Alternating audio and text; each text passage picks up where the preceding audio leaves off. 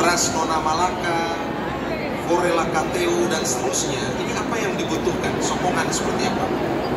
Pak Moderator, Bapak Arsile, kita memang perlu ada kolaborasi, perlu ada kerjasama.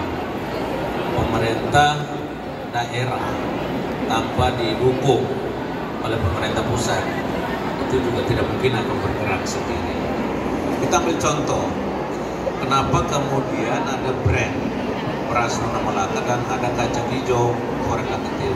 Ini semua asalnya dari potensi daerah yang kami miliki, dan yang mengerjakan ini adalah kelompok tani.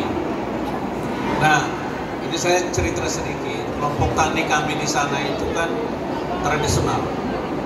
Jadi mereka bekerja dengan tenaga sendiri, keluarkan dananya sendiri, kerja dengan kelompoknya mereka sendiri.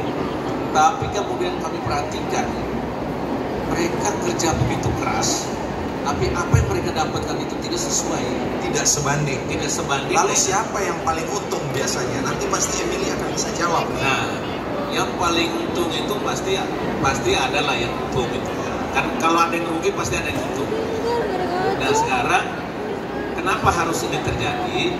Kelompok tani ini kemudian, saya ambil contoh, dulu harga gabah beras itu hanya 3.500.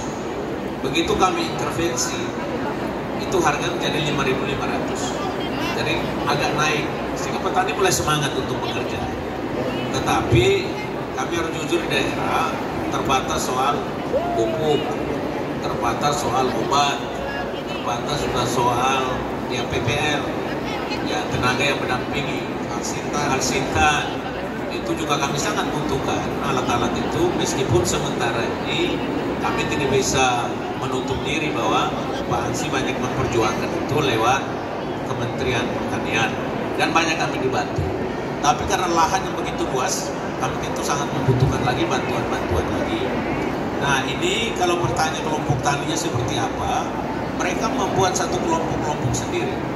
Kemudian ada yang bekerja sawah, ada yang bekerja untuk kacang hijau, ada juga jagung, ada juga kelapa, ada juga pisang. Karena di Malaka itu juga cukup banyak komoditi yang ada di sana. Nah ini terus kita kembangkan sehingga tentu lewat momen ini, lewat event ini, kami juga mohon Pak Direktur untuk bantu, dan Ibu terima kasih selama ini juga bantu kami. Kami ada lagi produk namanya Madu Nona Malaka. Madu Nona Malaka ya. Ini juga jadi beras Nona Malaka, ya. Madu Nona Malaka. Nona Malaka. Semua Nona Malaka. Ya. Saya kira itu yang saya kasih gambaran. Jadi Emily yang paling pojok itu direktur di Kementerian Pertanian. Samping kiri Emily itu teman lama kan. Samping kiri ini Bu Emma dari Bepom.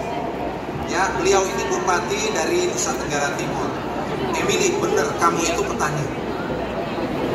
Saya kok sanksi. Oke, selamat siang Pak Moderator, selamat siang Pak Bupati dan Pak Direktur.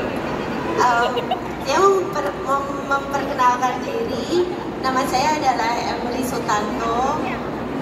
Dan jadi gini, saya itu dari kecil udah sekolah di luar negeri gitu. Jadi memang mungkin beda karena dari kecil dari Singapura, Amerika, Australia, dan saya itu sebenarnya udah gak ada teman di sini, gak kenal siapa-siapa di sini, tapi saya itu mau balik ke Indonesia itu untuk memperjuangkan teman sama teman saya yang baju merah itu ya.